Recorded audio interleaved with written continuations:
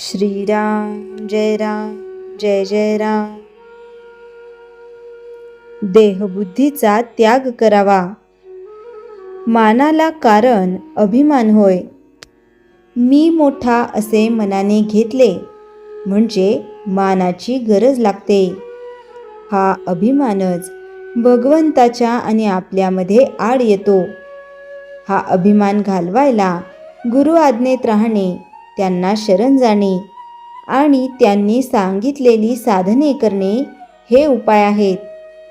पण ही साधने निराभिमानाने झाली पाहिजेत. हा अभिमान फार सूक्ष्म असतो. मी गुरु आज्ञेत राहतो, त्यांनी सांगितलेली साधने करतो, आता माझा अभिमान गेला, हे म्हणणे सुद्धा अभिमानाचेच बोलणे होय. खरे पाहता अभिमान बाळगण्यासारखे आपल्याजवळ आहे तरी काय? शक्ती की पैसा की कीर्ती? जगात आपल्यापेक्षा कितीतरी लोक मोठे आहेत, पण मौज अशी की भिक्षा मागणाऱ्याला सुद्धा मोठा अभिमान असतो. मी अमक्याच्या इथे भिक्षेला गेलो होतो, त्याने मला हट म्हटले, तेव्हापासून त्याचा उंबरठा नाही चढलो मी, असे तो म्हणतो.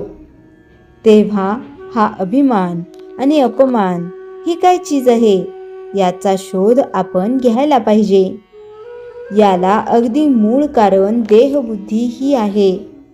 देहबुद्धी नाहीशी झाली पाहिजे. एखाद्या झाडाला खत घालीत गेले तर ते मरेल कसे? मला लोकांनी बरे म्हणावे, मान द्यावा, शिव्या दिल्या तर वाईट वाटते, हे देहबुद्धीला खत घालण्यासारखे आहे. चांगले वाईट, मान अपमान सर्व देवाला अर्पण करावे. वस्तुतः कर्तेपणाच त्याच्याकडे सोपवावे, म्हणजे त्या कृत्याचे परिणाम मनावर होऊ देऊ नयेत. व्यवहारात थोडा अभिमान लागतोच, पण तो केवळ कारणापुरता असावा. वरिष्ठाने नोकरांशी वागताना अभिमान पाहिजे, पण तो तितक्यापुरताच, त्याचा मनावर परिणाम होऊ देऊ नये.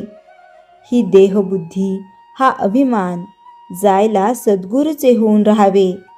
निदान बळजबरीने तरी मी त्याचा आहे असे म्हणावे. सद्गुरू तुम्हाला न कळत तुमचा अभिमान दूर करतील.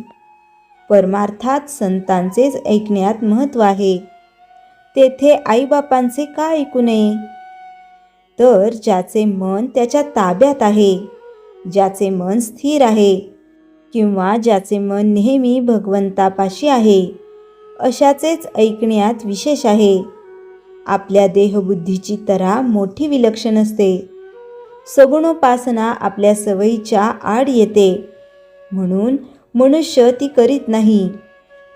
फारच सोपे म्हणून तो भगवंताचे नाम घेत नाही, आणि फुकट काय जेवायला घालायचे म्हणून तो अन्नदान करीत नाही. असा मनुष्य फुकटच जायचा. देहबुद्धीला ताळ्यावर आणण्यासाठी संतांच्या ग्रंथांच्या वाचनाची गरज आहे. पहाट झाली की थोडा उजेड, थोडा अंधार असतो, त्याप्रमाणे सध्या आपली स्थिती आहे. देहबुद्धीच्या अंधारात भगवंताच्या स्मरणात किंचित उजेड आहे.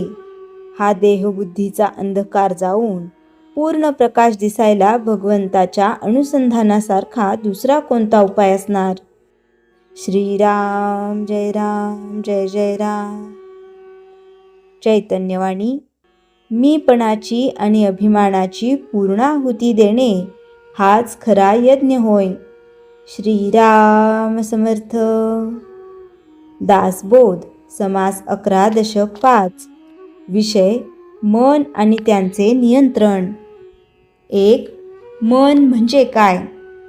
मन म्हणजे विचारांचे केंद्र, भावना आणि इच्छांचे स्थान, निर्णय घेण्याची प्रक्रिया सुरू होणारे ठिकाण. समर्थ सांगतात, मन जिंकलं तर सर्व काही जिंकलं. मनाची प्रकृती चंचल, सतत बदलणारे, विषयांकडे धावणारे, कधी आनंदी कधी दुःखी. एक उदाहरण, आपण अभ्यासाला बसतो, मन दुसरीकडे जाते, लक्ष केंद्रित होत नाही. हेच मनाचे चंचल स्वरूप आहे. मन अनियंत्रित असल्याचे परिणाम: निर्णय चुकतात, तणाव वाढतो, जीवनात अस्थिरता येते. मन का नियंत्रित करावे? शांतता मिळवण्यासाठी, योग्य निर्णय घेण्यासाठी, साधना यशस्वी करण्यासाठी. मन कसे नियंत्रित करावे? समर्थ सांगतात, एकाग्रता वाढवा, सकारात्मक विचार ठेवा, विवेक वापरा, चुकीच्या सवयी टाळा. साधना आणि मन: ध्यान, नामस्मरण, प्राणायाम या गोष्टींमुळे मन स्थिर होते. संतांचा आदर्श: समर्थ रामदास स्वामी यांनी मनावर पूर्ण नियंत्रण मिळवले होते. एक साधा दृष्टांत: वारा थांबला तर पाण्यातील प्रतिबिंब स्पष्ट दिसते. तसेच मन शांत असेल तर सत्य स्पष्ट दिसते.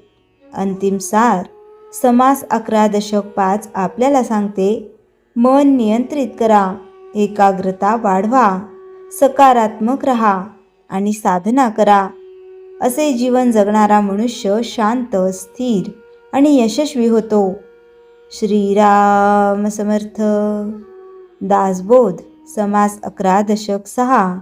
विषय: चित्तशुद्धी, मनाची शुद्धता आणि तिचे महत्त्व. चित्तशुद्धी म्हणजे काय? चित्तशुद्धी म्हणजे मनातील वाईट विचार दूर करणे, स्वार्थ, द्वेष, राग कमी करणे, शुद्ध आणि शांत मन तयार करणे.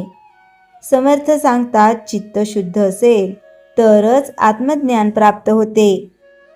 चित्त अशुद्ध कसे होते?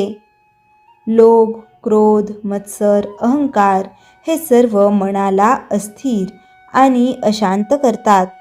एक उदाहरण: आरशावर धूळ असेल, चेहरा स्पष्ट दिसत नाही. तसेच मन अशुद्ध असेल तर सत्य दिसत नाही. चित्तशुद्धी का आवश्यक? आत्मज्ञानासाठी, शांततेसाठी, योग्य निर्णयासाठी. चित्तशुद्धी कशी करावी? समर्थ सांगतात, चांगले विचार ठेवा, वाईट सवयी टाळा, प्रामाणिकपणा ठेवा, सत्संग करा. साधना आणि चित्तशुद्धी: नामस्मरण, ध्यान, सेवा, प्रार्थना या गोष्टींमुळे मन शुद्ध होते. संतांचा आदर्श: समर्थ रामदास स्वामी यांनी चित्तशुद्धीवर विशेष भर दिला. एक साधा दृष्टांत: स्वच्छ पाण्यात चंद्र स्पष्ट दिसतो, तसेच शुद्ध मनात सत्य स्पष्ट दिसते. अंतिम सार: समास 11.6 आपल्याला सांगते, मन शुद्ध करा, वाईट विचार टाळा, साधना करा आणि शांतता मिळवा. असे जीवन जगणारा मनुष्य शांत, पवित्र आणि आनंदी होतो. श्रीराम समर्थ. श्रीराम जय राम, जय जय राम. जयाच्या जनी जन्मनामार्थ झाला, जयाने सदा वासनामात केला. जयाच्या मुखी सर्वदा नाम कीर्ती, नमस्कार तया ब्रह्मचैतन्य मूर्ती. श्रीराम जय राम, जय जय राम. जानकी जीवन स्मरण, जय जय राम.